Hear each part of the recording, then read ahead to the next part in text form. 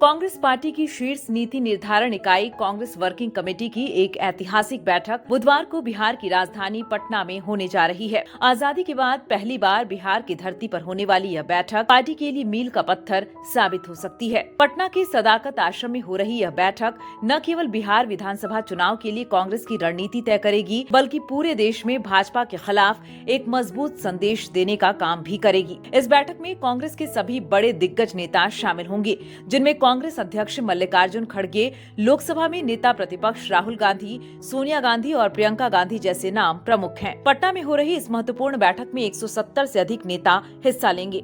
इनमें कांग्रेस शासित राज्यों के मुख्यमंत्री, कर्नाटक के सिद्धारमैया, तेलंगाना के रेवंत रेड्डी और हिमाचल प्रदेश के सुखविंदर सिंह सुक्खू भी शामिल हैं। इनके अलावा वरिष्ठ नेता अशोक गहलोत, सचिन पायलट और शशि थरूर जैसे अनुभवी चेहरे भी बैठक में मौजूद रहेंगे। इन सभी नेताओं के पटना पहुंचने पर कांग्रेस कार्यकर्ताओं ने उनका भव्य स्वागत किया।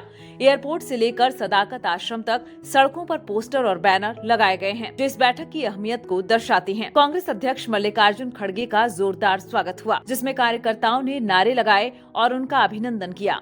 कांग्रेस संगठन महासचिव केसी वेणुगोपाल ने इस बैठक को ऐतिहासिक बताते हुए भाजपा पर तीखा हमला बोला है।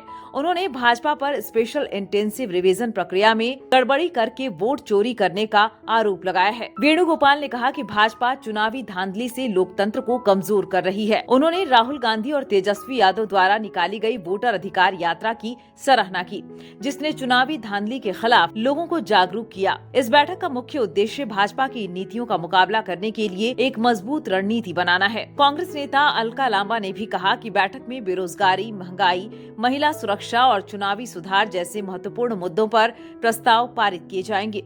यह बैठक सिर्फ कांग्रेस के लिए ही नहीं, बल्कि इंडिया गठबंधन के लिए भी बेहद महत्वपूर्ण है। कांग्रेस नेता सुबोध कांत सहाय ने कहा कि यह बैठक बिहार में कांग्रेस की स्थिति को मजबूत करने और गठबंधन की एकजुटता को प्रदर्शित करने का एक बड़ा मंच है। उन्होंने कहा कि राहुल गांधी की वोट चोरी यात्रा ने बिहार में जबरदस्त प्रभाव छोड़ा है और अब हमारा लक्ष्य बिहार में गठबंधन की सरकार बनाना है। एनडीए के आरोपों का जवाब देते हुए सहाय ने कहा कि राजद और कांग्रेस दोनों ही बिहार में मजबूत पार्टियां हैं और गठबंधन में सभी दल मिलकर काम करेंगे। उन्होंने स्पष्ट किया कि जहां राजद का प्रभाव होगा, वहां कांग्रेस के कार्यकर्ता उनका साथ देंगे और जहां कांग्रेस मजबूत होगी, वहां राजद का सहयोग मिलेगा। इस बैठक में इंडिया गठबंधन के साथ सीट बंटवारे की रणनीति को अंतिम रूप दिया जा सकता है, जो आगामी विधानसभा चुनाव में गठबंधन की जीत के लिए बेहद जरूरी है। कांग्रेस के प्रदेश अध्यक्ष राजेश राम ने बताया कि यह बैठक पार्टी के प्रदेश कार्यालय सदाकत आश्रम में हो रही है, जो अपने आप में एक प्रतीकात्मक कदम है। उन्होंने कहा कि यह वह पल है जब कांग्रेस अपने गौरवपूर्ण अतीत को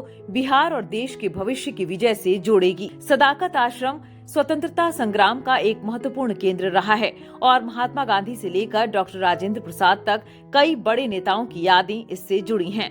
यह बैठक एक बार फिर यह संदेश दे रही है कि कांग्रेस अपनी पुरानी विरासत को लेकर आगे बढ़ रही है। केसी वेणुगोपाल ने भी अपने बयान में महात्मा गांधी के चंपारण सत्याग्रह और डॉक्टर राजेंद्र प्रसाद की भूमिका का जिक्र करते हुए बिहार के महत्व पर जोर दिया। कांग्रेस की यह बैठक बिहार की राजनीति में एक नया अध्याय लिख सकती है। यह न केवल पार्टी को मजबूत करेगी, बल्कि इंडिया गठबंधन को भी एक नई दिशा देगी।